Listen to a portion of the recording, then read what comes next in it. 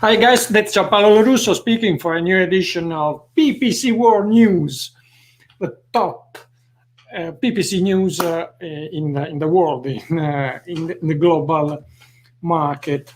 Let's start with a news. I have to say thank you to Matt Ambra and Brett Bodorski for talking about this topic. It was something I didn't know. It's possible to exclude all app traffic in Google Ads simply by adding this string in excluded domains, excluded placements. Mobile app category, double top 69,500. I didn't know it, so it's a big thank you. And here I post a link to a post explaining how to do it step by step. So both in Google Ads and in the editor. Let's move to the next one.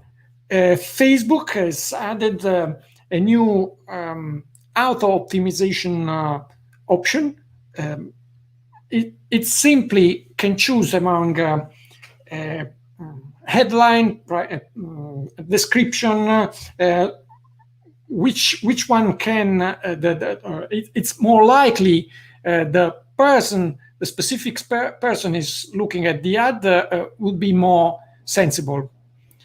So it's a nice option, and let's see how it will change the click-through rates and engaging rates in Facebook ads. I don't know if this is a good or bad news. Google simply was forced by a series of things, of facts. Not one of the main ones was the action taken by the UK antitrust authority, who said to Google, no, they cannot simply exclude cookies from the internet ecosystem, because it would affect of course all the other operators of the PPC market.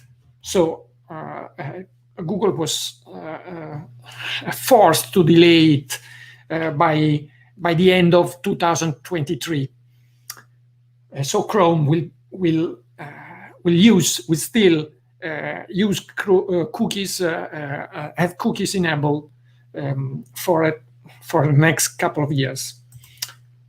Another post, interesting post by Susan Vinograd, which is enlightening 4 ways to target people who had some engagement with your post. So some video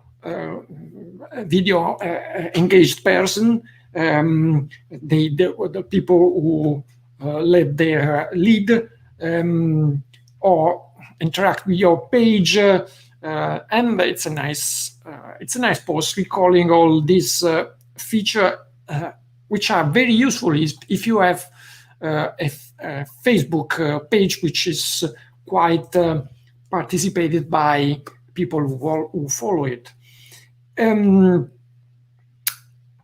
Here is a post on Search Engine Land. Google may suspend merchant centers which pointing at sites with that have fake availability. So products are seems to be available, and then when you add to the cart or checkout, they say no, okay, sorry, we don't have it. And so it's a right. I think it's a good thing for the general majority of PPC operators. Here, a sort of mini guide of Phrase Match 2021 version of Phrase Match by Frederick Wallace is enlisting all the differences in the new matching type going on the stage on February of this year. So it's a nice recall of what you have to look at to have Phrase Match working at its best.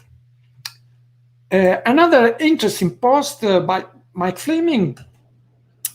This was something I was doing to have more data on responsive search ads before switching to them. But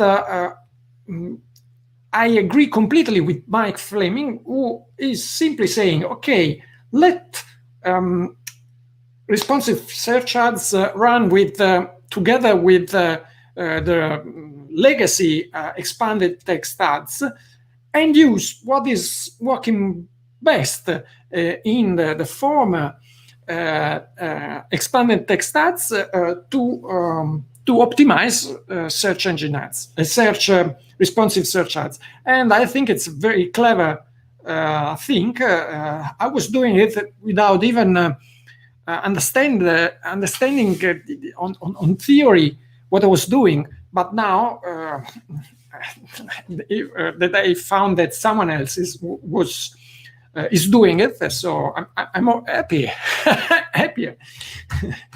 So it's a useful thing because, as you know, responsive search ads are not really saying what is working and what is not working. So if you find something else which you still hasn't tested in responsive search ads, in this way you can add in and change something on the original set you posted on your campaigns. Yeah, a news that may seem not so interesting, but actually is, because Amazon is blocking federated learning of cohorts by Google on both its main site and main domains. In its main domains like Zappos or Whole Foods. That, of course, is it's an interesting thing, because this way Amazon is preventing Google to know how people is behaving in their domains. So half of the people who is searching for something to buy is starting their journey in Amazon. So depriving Google of this data is, of course, something we all will face when we will be forced to pass to federated learning of cohorts. So something to think about it. Conversions API is not the first time. It's I think the fourth or fifth time I'm underlying this way of tracking data on server side in Facebook. That's why it's very, very important. And in this post, they in AdEspresso, they are explaining step by step all the steps you have to undertake to have conversion API working properly. So let's do it because it's very important. And finally, PPC Expo. It's a sort of mini guide of Google local service ads, the new for the rest of the world.